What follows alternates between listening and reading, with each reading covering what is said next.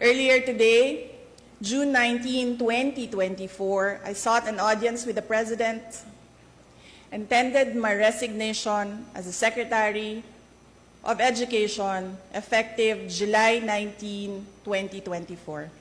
I have given my 30-day notice to ensure the proper and orderly transition for the benefit of the next Secretary.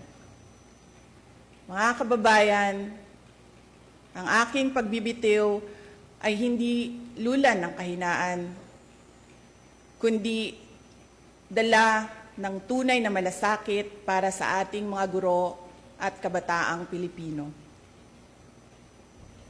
Bagamat hindi ako magpapatuloy na mamamahala sa kagawaran, patuloy pa rin nating itataguyod ang kalidad ng edukasyon na nararapat para sa Pilipino.